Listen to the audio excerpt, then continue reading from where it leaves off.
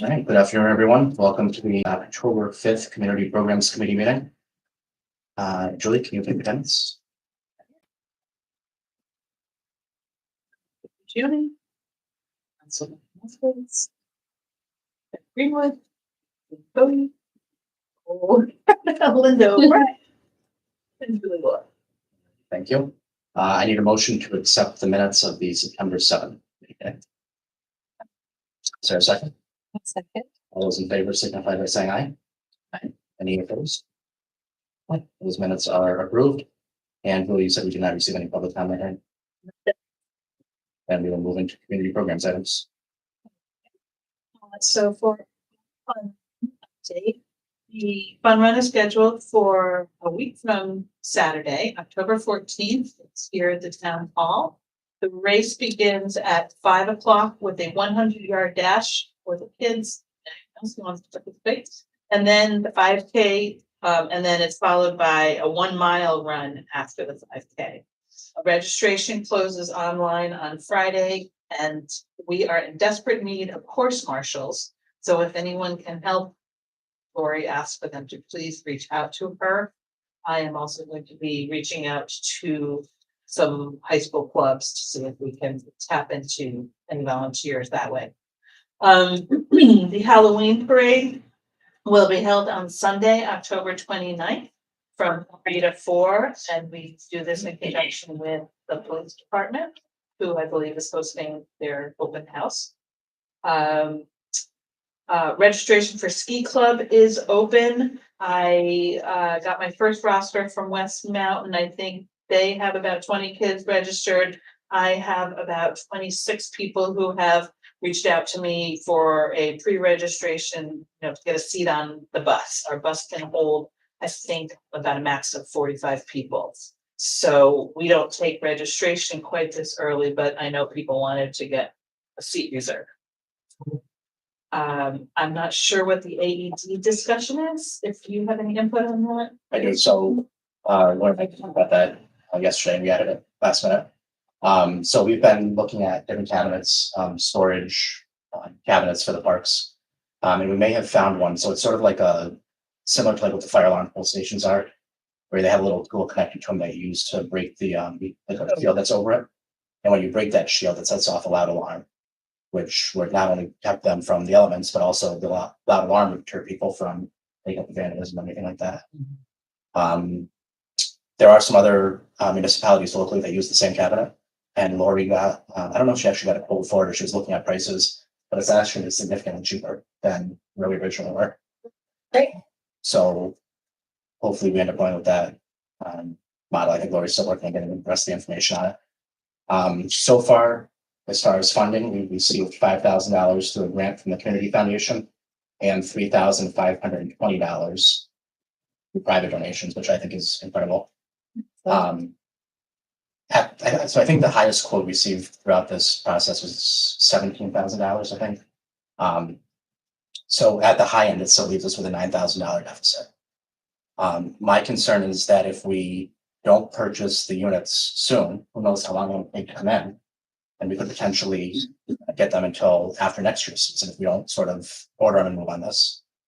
So I very briefly talked to Lori and Beth just a couple minutes ago about potentially doing what we did with the highway department lawnmowers and sort of borrowing from fund balance, but then budgeting for it for next year and moving it back into fund balance after the first of the year. And like I said, I think the only reason for doing that is my concern is if we don't order them until January, what if it takes 4 months or 6 months to get them? And then we potentially lose having them for next season also.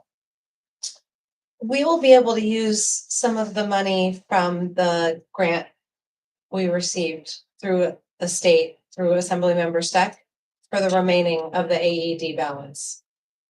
So it's my understanding those monies will hit our bank account directly. And we can move forward with the AED purchases. Oh, That's right. all right. I didn't know when this was coming. So great. Is there a timeline on that? It should be, I think in this month or coming up. So could we potentially then have a resolution this month to authorize the purchase of them? And I'll move forward? confirm. That sounds great. Yeah. Thank you. No, thank you for everything Absolutely. you've done. And, We're getting it taken care of. we are, and hopefully by Tuesday, we have the final pricing on the storage cabinets coming forward. Absolutely. And she didn't leave me any resolution items. Well, that would be a So, yeah, that would be the one. Yeah, or something like that. Yes, I think we just need the final prices to then know.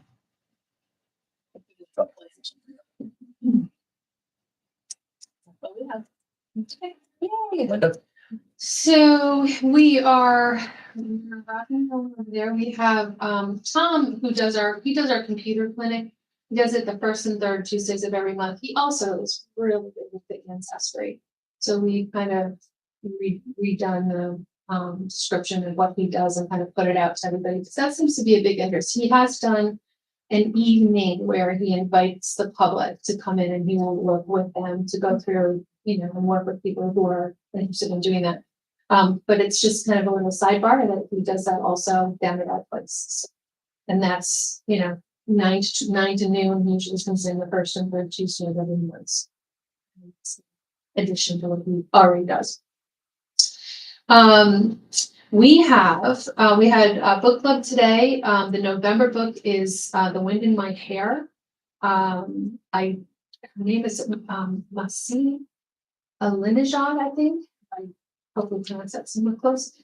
Our Alzheimer's Association support group meets tomorrow. It's the first Friday of every month, just to remind people. We have a fellow from CDPHB. His name is Joe. He's a new rep for us, and he's coming in, and he's coming in on the 10th, and he will come in November, and he will just come in the morning and make his services available to help people if they have any Medicare questions. It's to sign up for a lot of insurances, so on and so forth. So it's nice to have people that can do that. We also we were contacted by someone who was referred to us through the county. So we have her slotted as well. We usually have them come in and just do a 15-minute blurb, and then they have the library to have, private conversations or any questions that. We have entertainment again in October on the 12th. It's called a group called Never Too Late. We have 2 art specials. The first is a Saturday workshop. That's with Deb Carpenter, and they're doing a palette night. And then on Thursday, the 19th, that's during program at 12:30. We have a class called, it's specifically block printing with Maria. All of our Thursday art classes have been full. I mean, we still take the names, because if we can get people in, we will get people in. But it's nice to know that they are really popular, and they, we usually offer have 12 to 15 seats, and at least 15. So that's kind of nice to know. We have our blood drive, which is scheduled for the 16th. That's a Monday. So the folks will show up around 11:30. We'll set them up in the upper level, and they will have use of our facility. We'll stay with them until they sign off at 6 o'clock. So they've been pretty pleased with the response, right? Yeah, We have- I think we've exceeded our goal by a couple. We've exceeded the goal every time. I think this is the first time they've increased our goal, because we've met the goal every time. Yeah, But like I said, I think we have 12 appointments already scheduled, and they're nice to work with. They have campus. So it's great. I had a flyer from the ambassadors by the door. First stuff. So Yeah, we put did that get up the today. flyers, and we did put them around. So if anybody needs anything, let us know. And any other boosting, let Jean know. Sounds good. Okay, thank you. We have a Proctor's trip scheduled for the 26th. They're going over to see Mrs. Doubtfire, the musical. They will leave at 12:15 from our place, do the show, and then we drop back off at our location. On the 31st, we're going to do something called Everything Pumpkin. So it's treat without the trick. We've invited people to bring recipes, and or if they want to bring some baked goods, they're welcome to do that too. Costumes are welcome, but they're not required. So it's just kind of a friendly, fun, celebratory day. We made contact with Nick over at NFD1, and he's going to come over. They have a grant where they have a smoke program for smoke detectors, and he's going to come over and explain that to our seniors and invite them to participate if they so choose. So we're working to get him on the calendar probably the first week of December. We have a woman, her name, I'm sorry. First week of December, you said? Yeah, that we're aiming in that direction, so. Maxine, she does our Qigong and she comes in on Mondays and she's developed a nice little following. And we were just kind of spitballing, and one of the things that we started talking about was transitioning people that are transitioning into retirement, and how that can be difficult and a bit of a challenge, and where to start and why it's so important. So she got thinking about it and she's like, let me throw an outline by you. And let's see if maybe we can't do a class. So we're thinking of having her come in and introduce the idea, get some feedback from our folks, and then maybe she can do a little program for us. So it is, excuse me, it's very important to, I mean, there's just so many ways to tackle it, and some people are retiring younger, and but it's the routines and it's keeping those schedules. And all of that. So, and she's very positive and very exciting. It kind of goes with the whole keep on and movement. So we're looking at that. We also are going to be starting, I'm going to tease this now because it's November 2nd. So it's going to be at 12:30 that day before our next meeting, and it's the Electric City Barn. Plus, with the help of the Mosquito Community Foundation, and they're partnering with us, and they're doing a series of free programs. And the one on that Thursday is an hour where we have a teaching artist, Pauline Saunders, and she'll be coming in to do fall theme scrap fabric and ribbon weaves. So we're very much looking forward to that. So that'll be Thursday, November 2nd at 12:30 at our place on the lower level, likely. We've been out the lakeside once before, last month already, and we'll probably do it again, just because it's fun and it's easy. Everybody seems to enjoy that.